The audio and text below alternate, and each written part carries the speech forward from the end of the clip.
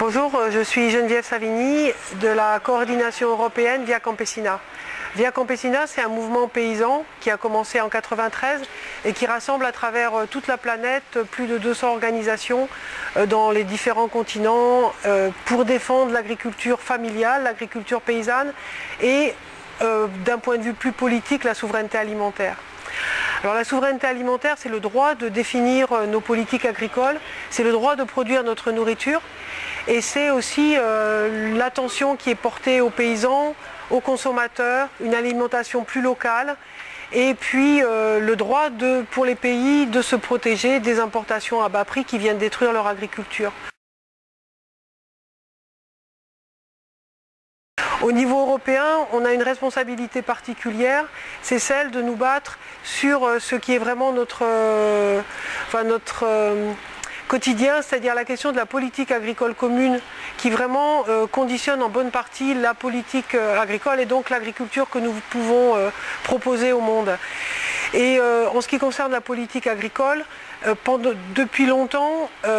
alors elle est intéressante dans le sens où elle veut défendre l'agriculture d'un sens large, mais elle n'est pas là pour défendre l'agriculture paysanne, c'est-à-dire une agriculture non seulement familiale, mais qui aussi se préoccupe de l'environnement, de faire des pratiques, des bons produits, et puis d'une façon durable. Mais cette politique, donc, elle a plutôt essayé de favoriser une agriculture plus industrielle, qui produit beaucoup, productive, et qui puisse servir l'agro-industrie, qui s'est beaucoup développée en Europe. Donc un de nos combats principaux, c'est de faire toujours intégrer la question des paysans, des consommateurs, des gens, plutôt que uniquement la question économique de produire des produits à bas prix. Produire à bas prix, si c'est pour faire de la mauvaise qualité, que les gens soient au chômage et qu'on n'a pas d'avenir dans les campagnes, ce n'est pas une bonne politique.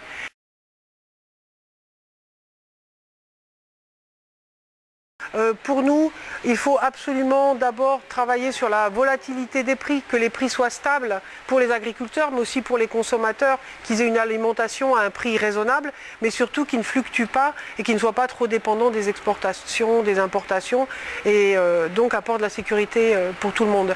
Et donc ça vient avec la régulation des marchés, avec des interventions pour faire des stocks, pour réguler les productions, pour pas qu'il y ait de surproduction. Et ça, c'est pas du tout dans le programme de la PAC telle qu'elle est écrite, donc on veut peser là-dessus. Et puis on veut aussi aider à ce que les soutiens directs, qui sont actuellement donnés à l'hectare, ne soient pas donnés à l'hectare sans limite, mais soient l'objet d'un plafonnement, ce qui permette de redistribuer pour les plus petits producteurs, pour qu'au moins ils tiennent bon dans les crises que nous vivons dans le monde agricole. Disons que nous faisons partie des organisations agricoles reconnues auprès des institutions européennes. Nous sommes évidemment considérés comme une petite organisation, mais rien que d'être organisé, ça donne de la voix aux producteurs, ça leur donne de la voix auprès des instances, et puis ça fait aussi qu'ils ne sont pas oubliés. Parce que si vous n'êtes pas organisé, vous n'existez pas. Donc là, avoir une organisation paysanne, c'est donner de la voix aux paysans, qui peuvent avoir une certaine écoute auprès des députés qui font les lois et du conseil des ministres qui, eux, vont faire les lois d'une façon officielle, mais au moins ils auront entendu parler de toute cette agriculture qui est souvent méprisée parce qu'elle est considérée comme n'ayant pas de poids économique. Pour nous, c'est évidemment une hérésie de penser ça, puisque dans une Europe avec un chômage de plus de 10%, le fait qu'il y ait des gens à la campagne qui nourrissent les familles, c'est un facteur de stabilité, de bien-être et de vie qui est extrêmement important.